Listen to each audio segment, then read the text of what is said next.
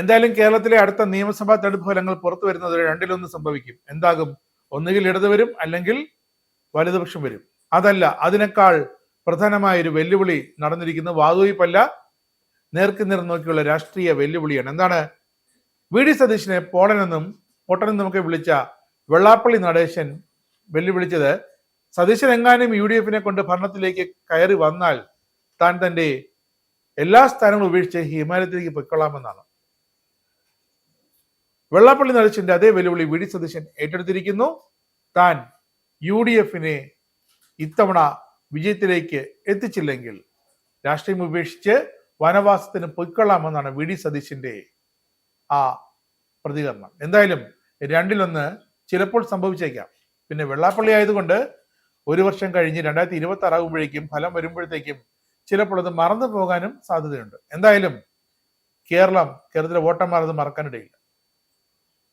വെറുതെ ചുണ്ണാമ്പ് തേച്ച് വെള്ളാപ്പള്ളി നോക്കിയിരിക്കുകയാണെന്നാണ് ഇപ്പോൾ CPM ആത്മഗതം. കാരണം ഇതാണ്, ഒന്നുകിൽ ഇടതുകാർ തുടർ ഭരണത്തിലേക്ക് വരും, അല്ലെങ്കിൽ UDF അധികാരം പിടിച്ചെടുക്കും. അതിനിടയിൽ വെള്ളാപ്പള്ളി കിടന്നിങ്ങനെ പിടയ്ക്കുന്നത് എന്തിനാണെന്നാണ് CPM ചോദിക്കുന്നത്. പറവൂരെത്തിയാണ് SNDP യോഗം general secretary Vellappally Natesan V D സതീശനെ വെല്ലുവിളിച്ചത് സ്വന്തം തട്ടകത്തിൽ ചെന്ന്. അത് പ്രതിപക്ഷ നേതാവ് വി ഡി സതീശൻ ഏറ്റെടുത്തു. എന്തായാലും രണ്ടിലും സംഭവിക്കും. UDF അധികാരത്തിൽ തിരിച്ചു കൊണ്ടുവരാൻ സാധിച്ചില്ലെങ്കിൽ രാഷ്ട്രീയ വനവാസത്തിന് പോകുമെന്നാണ് സതീശൻ പ്രഖ്യാപിച്ചിരിക്കുന്നത്. നല്ല ഭൂരിപക്ഷത്തിൽ തന്നെ ഇത്തവണ അധികാരത്തിൽ വരും. അതിന് സാധിച്ചില്ലെങ്കിൽ തനി പണി മതിയാക്കും, പിന്നെ നിങ്ങൾ എന്നെ കാണില്ലെന്നും സതീശൻ വ്യക്തമാക്കുന്നു. അതേസമയം ഇതേ സതീശൻ അധികാരത്തിലെത്തിയാൽ താൻ യോഗത്തിന്റെ എല്ലാ സ്ഥാനങ്ങളും ഒഴിയുമെന്നാണ് വെള്ളാപ്പള്ളി നടേശൻ നേരത്തെ നടത്തിയ ഭീഷണി. വെള്ളാപ്പള്ളി പണ്ട് NSS ജനറൽ സെക്രട്ടറി സുകുമാരൻ നായർക്കെതിരെ ഇത്രയും പോയില്ലെങ്കിലും ഇതുപോലൊരു കളി കളിച്ചിരുന്നു. SNDP NSS ഐക്യമെന്നൊക്കെ പറഞ്ഞിട്ട് ഒടുവിൽ പാലം വലിച്ചു. അതേ കാർഡാണ് ഇപ്പോൾ സുകുമാരൻ നായരുടെ പേരെടുത്ത് പറയാതെ തന്നെ വി ഡി സതീശനെതിരെ ഒരു ജാതി കാർഡ് കളിക്കുന്നത്. എന്തായാലും ഇവിടെ ആര് ജയിക്കുമെന്നതിലല്ല കാര്യം, എന്ത് സംഭവിക്കുമെന്നാണ് കേരളത്തിൽ ജനം ഉറ്റുനോക്കുന്നത്. 100-ലധികം സീറ്റിൽ വിജയിച്ച് UDF ജയിച്ചു വന്നാലും വെള്ളാപ്പള്ളി ഒരു സ്ഥാനവും രാജിവെക്കരുത്. അദ്ദേഹം ആജീവനാന്തം SNDP യോഗം ജനറൽ സെക്രട്ടറിയെ തുടരണം.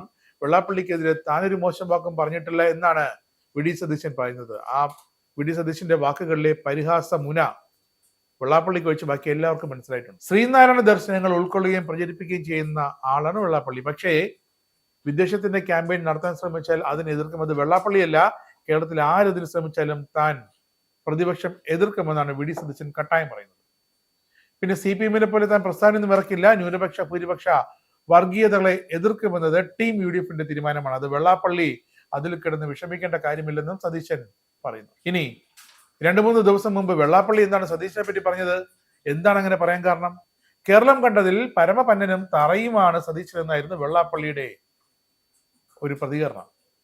മാന്യതയും മര്യാദയുമില്ലാത്ത നേതാവ് എന്ന് കൂടി പറഞ്ഞു. അതൊരൽപ്പം മാന്യതയുള്ള വാക്കായി പോയി. പക്ഷെ ആദ്യം പറഞ്ഞത് ഒരൽപ്പം തറ വാക്കായി പോയി.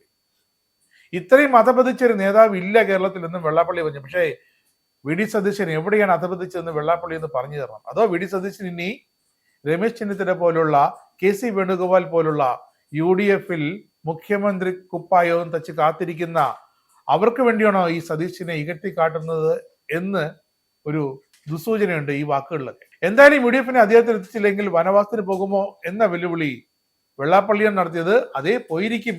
UDF അധികാരത്തിൽ വന്നില്ലെങ്കിൽ താൻ വനവാസത്തിന് പോകുമെന്ന് തന്നെയാണ് വി ഡി സതീശൻ പറഞ്ഞത്. സതീശൻ ഇപ്പോഴും അതിൽ ഉറച്ചു നിൽക്കുന്നു. കാരണം സതീശന് ചില കാര്യങ്ങളിലൊക്കെ ഒരു അല്പം വ്യക്തതയുണ്ട്.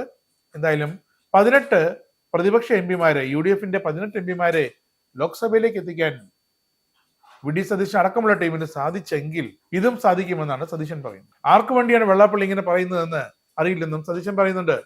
ഇരിക്കുന്ന കസേരയെ കുറിച്ച് തനിക്ക് നല്ല ബോധമുണ്ട്. കാരണം താൻ ഇരിക്കുന്നത് പ്രതിപക്ഷ നേതാവിന്റെ കസേരയാണ്, ക്യാബിനറ്റ് പദവിയാണ്. ആ കസേരയിൽ ഇരുന്ന് വെള്ളാപ്പള്ളി ഉപയോഗിച്ചതുപോലുള്ള പരമപന്നൻ തറ ഇത്തരം വാക്കുകൾ ഉപയോഗിക്കാൻ തന്നെ കിട്ടില്ലെന്ന് വി ഡി സതീശൻ വ്യക്തമായി പറഞ്ഞ് ചാപ്റ്റർ ക്ലോസ് ചെയ്തിട്ടുണ്ട്. എന്തായാലും ഇനി കണ്ടറിയണം. കാരണം കാത്തിരിക്കണം. തദ്ദേശ തിരഞ്ഞെടുപ്പല്ല, അടുത്ത നിയമസഭാ തെരഞ്ഞെടുപ്പ് 2026 മെയ് മാസം നടക്കാനിരിക്കുന്ന സംസ്ഥാന നിയമസഭാ തെരഞ്ഞെടുപ്പിൽ UDF ജയിക്കുകയാണെങ്കിൽ വെള്ളാപ്പള്ളി ഹിമാലയത്തിലേക്ക് പോകും, അല്ല UDF തോൽക്കുകയാണെങ്കിൽ സതീശൻ വനത്തിലേക്ക് പോകും. കാത്തിരുന്ന് കാണാം. ഇസ്രായേലിന്റെ 5 സൈനിക താവളങ്ങളിൽ കനത്ത നാശനഷ്ടം. മോദി വെളിപ്പെടുത്തുന്ന ഇന്ത്യയുടെ വികസനത്തിന്റെ മയക്കുമരുന്ന് വിൽപ്പനയ്ക്കെതിരെ ശക്തമായ നടപടിയെടുത്ത് ഷാർജ പോലീസ്. അമേരിക്കയിലെ സാധാരണ മനുഷ്യരോട് കൂടിയാണ് കോൺഗ്രസിനുള്ളിൽ പങ്കുവയ്ക്കാൻ വി ഡി സതീശൻ ഓപ്പറേഷൻ സിന്ദൂറിൽ ഉപയോഗിച്ച